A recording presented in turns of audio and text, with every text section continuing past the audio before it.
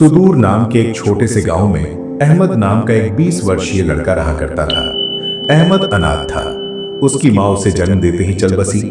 उसके पिता जो उसे पालने का एकमात्र सहारा थे, जब अहमद 12 वर्ष का था तब अचानक लापता हो गए और फिर कभी लौट कर नहीं आए। अहमद गांव की एक टूटी फूटी झोपड़ी में रहता था। अहमद अपनी झोपड़ी में बैठा था, तभी जैनब नाम की एक लड़की जिसके हाथ में खाने की थाली थी अंदर आ पहुंची। अहमद बोला, ओहो, फिर से ले आई। अरे तुम मेरे लिए बार बार खाना क्यों लाती हो जैनब? क्योंकि मैं जानती हूँ कि तुम भूखे हो और तुम भी जानते हो कि मैं तुम्हारे लिए खाना लेकर क्यों आती हूँ। अहमद ने कहा, सच बताऊं तो मैं तुम्हारा ये एहसान कभी नहीं भूलूंगा। ये एहसान नहीं है अहमद, मेरा प्रेम है। इतना बोलकर जैनब नजरें झुकाए और चुपचाप झोपड़ी से बाहर निकल गई। कुछ देर बाद अहमद बाहर निकल आया। झोपड़ी के सामने गांव का मुखिया खड़ा हुआ था। मुखिया बोला, अहमद, खाना खा लिया? जी मुखिया जी, आपकी बेटी जैनब कुछ देर पहले ही खाना देकर गई है। अच्छा किया, अब तुम बड़े हो गए हो बेटे, अपना ख्याल रखना सीखो। अहमद ने कहा, मुखिया जी, 12 वर्ष की उम्र से लेकर अब तक आप ही तो मेरा ख्याल रखते आए हैं, पर अब मुझे शर्म आने लगी है। अब मैं कुछ काम करना चाहता हूँ। मुखिया बोला, तुम्हारी बात में सच्चाई है अहमद। अच्छा सुनो, गांव के पास वाला जंगल अब पहले जैसा खतरनाक नहीं रहा। अगर तुम्हारा मन हो तो वहां जाकर लकड़ियां काट सकते हो या शहद इकट्ठा कर सकते हो। हाँ, मैं यही करूंगा मुखिया जी। अब समय आ गया है कि मैं अपने लिए और जो मेरे अपने हैं उनके लिए कुछ करूं। अहमद जंगल की ओर चल पड़ा। कुछ देर बाद अहमद जंगल पहुंचा। हाँ, आज जंगल में अच्छे अच्छे पेड़ देख लेता हूँ, फिर कल कुल्हाड़ी लेकर इन्हें काटकर लकड़ियां बाजार में बेचूंगा। कुछ भी कहो, मुखिया जी ने बचपन से मेरी बहुत सहायता की है।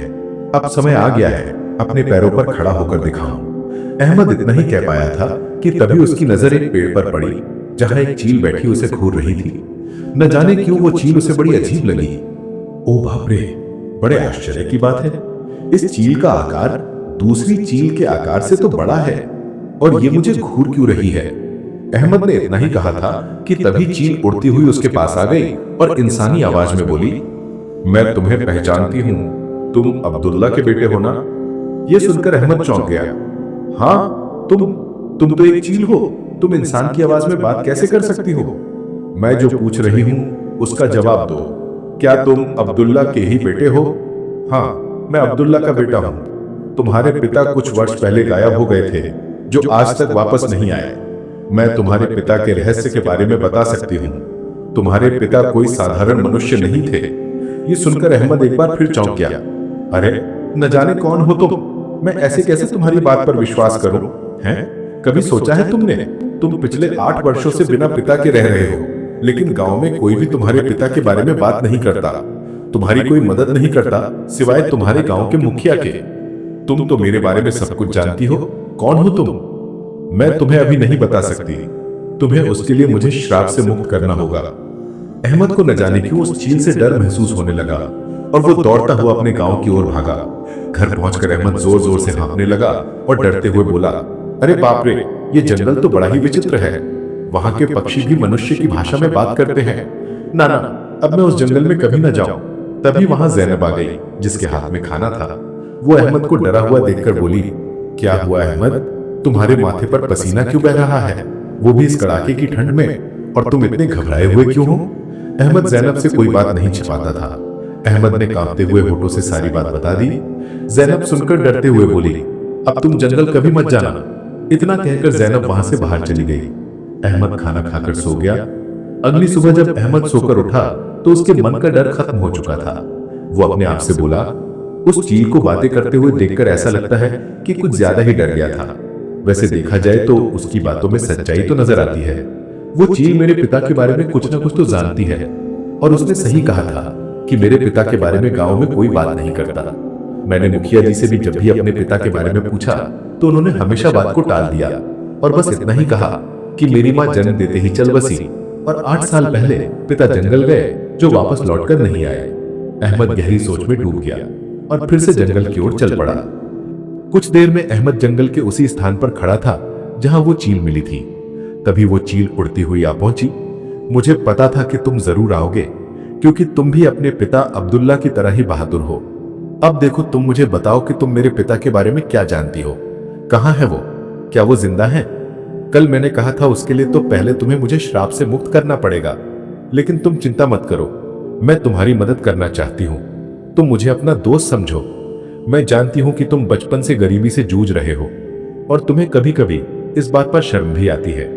ये सुनकर अहमद उदास होकर बोला, जब मुखिया जी की बेटी जैनब मेरे लिए खाना लेकर आती है ना, मुझे बहुत शर्म आती है। क्या है कि वो मुझसे प्रेम करती है, वैसे प्रेम तो मैं भी उससे करता हूँ, लेकिन अभी तक मैं अपने पैरों पर खड़ा नहीं हो पाया हूं ना, तो आखिर मैं मुखिया जी से किस मुंह से उनकी बेटी जैनब का हाथ मांगूंगा। मैं इस जंगल के सारे रहस्यों के बारे में जानती हूँ, चलो मेरे साथ। ये कहकर चील उड़ चली और अहमद उसके पीछे पीछे चल पड़ा। कुछ ही देर बाद चील एक गुफा के पास रुकी और जमीन पर बैठकर बोली, यही वो जगह है अहमद, तुम्हें इस जगह को खोदना है। अहमद जमीन को खोदने लगा। कुछ देर बाद उसे एक बक्सा दिखाई दिया। अब इस बक्से को खोलो। अहमद ने जैसे ही बक्सा खोला, उसकी आंखें आश्चर्य से फटी की फटी रह गई। अरे बाप रे बाप, इसमें तो ढेर सारे हीरे जवाहरात हैं। अरे इन्हें तो बेचकर मैं धनवान बन सकता हूं। ये सब तुम्हारा है, पहले तुम धनवान बनो, फिर मैं तुम्हें बताऊंगी कि मैं श्राप से कैसे मुक्त होंगी। उसके बाद मैं तुम्हें तुम्हारे पिता से भी मिलवाऊंगी। मैं जानती हूं वो इस समय कहां है। उस दिन का तो मुझे बेसब्री से इंतजार रहेगा। अच्छा एक बात बताओ, तुम कैसे जानती हो कि इस गुफा के नीचे ये बक्सा गड़ा हुआ है? शायद तुम भूल गए कि कुछ देर पहले ही मैंने तुमसे कहा था, मैं इस जंगल के सारे रहस्यों को जानती हूं। लेकिन एक बात और है, मैंने अपनी जिंदगी में अब तक कोई काम वाम तो किया नहीं है। अगर ऐसे में ये बक्सा लेकर जाऊं और रातों रात धनवान बन जाऊं, तो लोग तो मुझसे तरह तरह के सवाल पूछेंगे ना। उसका भी एक उपाय है मेरे पास। तुम गांव के मुखिया से कहना कि तुम व्यापार करना चाहते हो और कुछ दिन के लिए राज्य जाना चाहते हो। फिर वहां जाकर इन हीरों को बेच देना। फिर जब तुम धनवान बनकर लौटोगे तो सब यही समझेंगे कि तुम्हें व्यापार में बहुत मुनाफा हुआ है। हाँ ठीक है, मैं ऐसा ही करूंगा। लेकिन एक बात बताओ, धनवान बनने के बाद मुझे भूल तो नहीं जाओगे? बिल्कुल नहीं, मुझे धन से कहीं ज्यादा अपने पिता से मिलने की इच्छा है। इतना कहकर अहमद बक्सा लेकर गांव लौट गया। अगले दिन वो मुखिया के पास जाकर बोला, मुखिया जी मैं क्या बोल रहा हूं कि मैं राज्य जाकर व्यापार करना चाहता हूं। मुखिया बोला, अहमद तुम तो कभी गांव के बाहर निकले नहीं और व्यापार करने के लिए धन चाहिए, अनुभव चाहिए, तुम करोगे कैसे ये सब? अहमद बोला, मैं राज्य जाकर मेहनत करूंगा, मजदूरी करूंगा, जो बन पड़ेगा वो करूंगा। लेकिन मुखिया जी अब कुछ बनकर ही इस गांव में लौटूंगा। यह सुनकर मुखिया गहरी सोच में डूब गया। फिर मुस्कुराकर बोला, अगर तुम्हारे इरादे सच्चे हैं तो तुम अपने मकसद में जरूर कामयाब होगे। जाओ, मेरी दुआ तुम्हारे साथ है, जाओ। अहमद बक्सा छुपाकर गांव से बाहर निकला। रास्ते में जैनब उसे मिल गई। राज्य जाकर मुझे भूल तो नहीं जाओगे? अहमद ने पहली बार साहस जुटाकर जवाब दिया।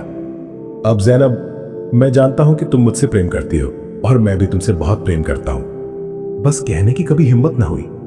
मैं राज्य केवल तुम्हारी वजह से जा रहा हूं ताकि सम्मान के साथ तुम्हारे पिता से तुम्हारा हाथ मांग सकूं। मैं अल्लाह से दुआ करूंगी कि तुम अपने मकसद में सफल होकर लौटो। अहमद मुस्कुराता हुआ राज्य की ओर चला गया।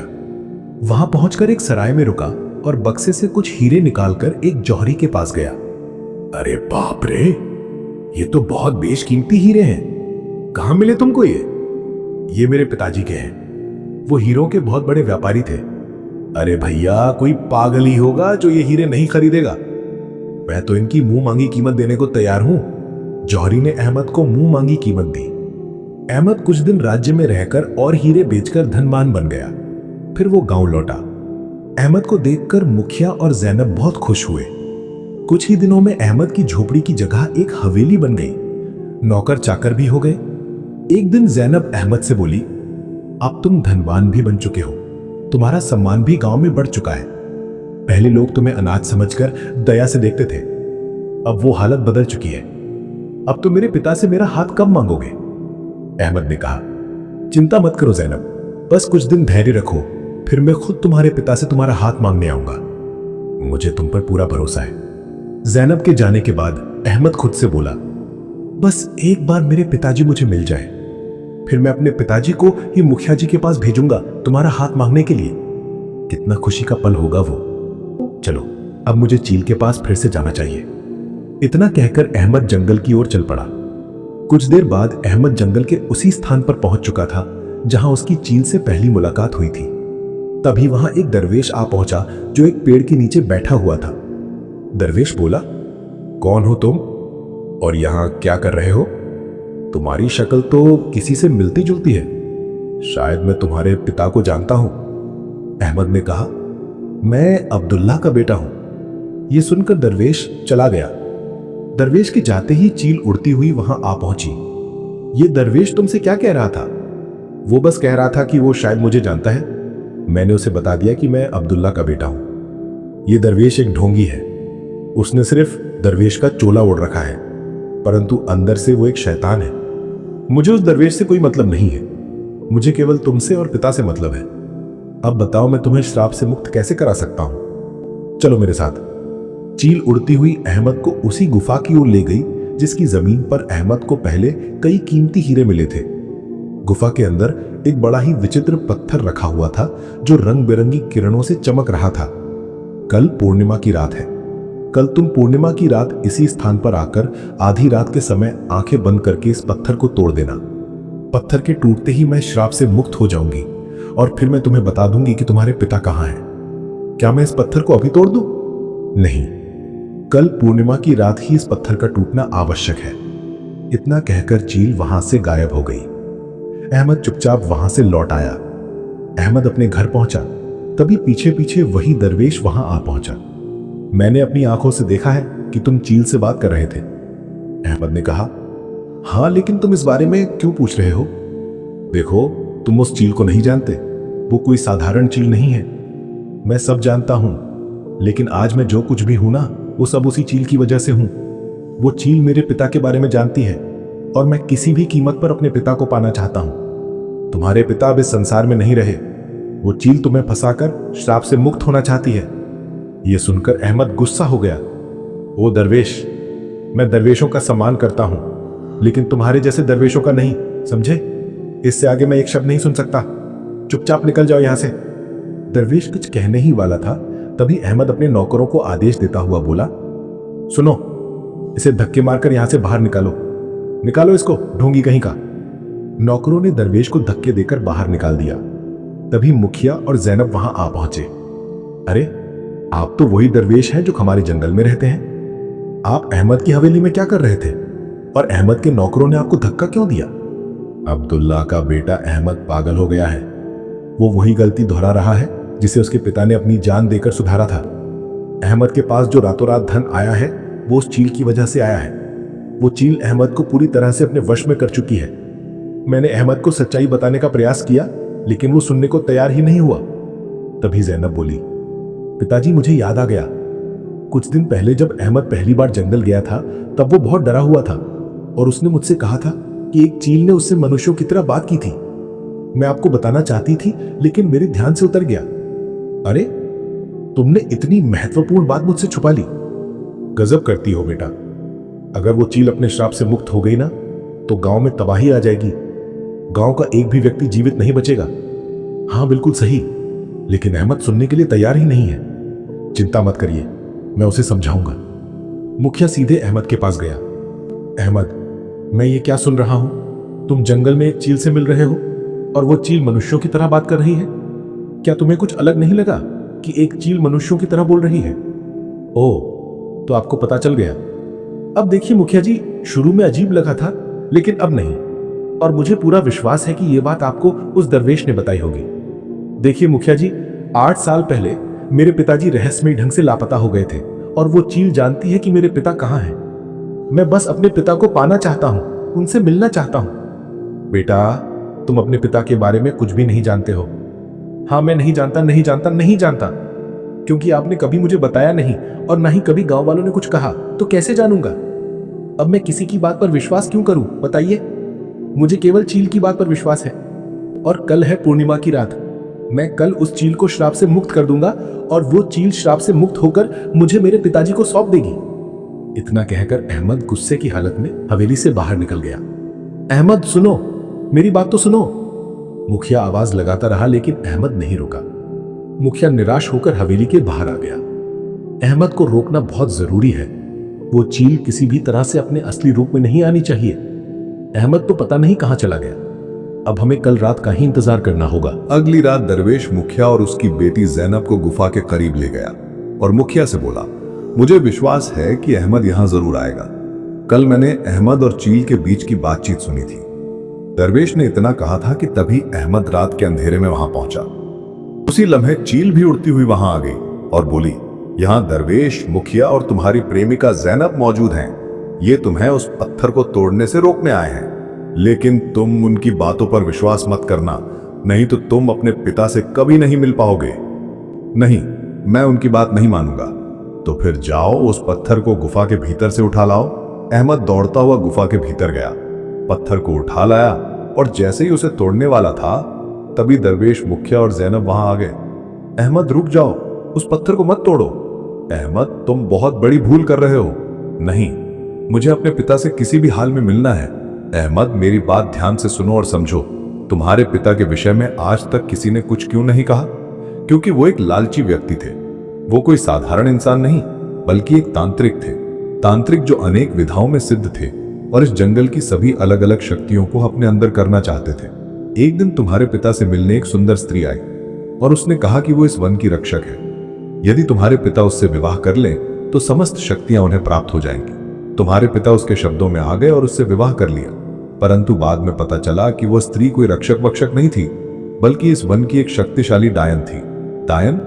वो तुम्हारे पिता की शक्तियों की मालकिन बनकर गांव को नष्ट करना चाहती थी। तब पहली बार तुम्हारे पिता के भीतर की इंसानियत जागी। उन्होंने अपनी समस्त काली शक्तियों को एकत्र करके उस डायन को चील में परिवर्तित कर दिया और उसकी सारी शक्तियों को इस पत्थर में कैद कर दिया। उन्होंने डायन को श्रापित किया, लेकिन खुद अपनी जान गंवा दी। उसने यह सब कुछ गांव की भलाई के लिए किया, यहां तक कि तुम्हारे हक में भी नहीं सोचा कि उसके बाद तुम्हारा क्या होगा। और अब तुम खुद अपने पिता के बलिदान को बेकार कर रहे हो। चील बोली, ये झूठ बोल रहे हैं, सच्चाई वही है जो मैं कह रही हूं। यदि मेरे मन में कोई छल होता तो मैं तुम्हारी सहायता क्यों करती? क्या गांव वालों ने कभी तुम्हारी मदद की? तुम्हें धन, सम्मान, हीरे मोती सब मैंने दिए। अब मैं तुम्हें तुम्हारे पिता से भी मिलवा रही हूं। अहमद सदमे में पड़ गया। कुछ लम्हों बाद उसने उस पत्थर को जोर से जमीन पर फेंक दिया। अगले ही पल चील रंग बिरंगी किरणों में बदलकर एक भयंकर डायन में परिवर्तित हो गई। तभी डायन बोली, मुखिया और साधु सच कह रहे थे।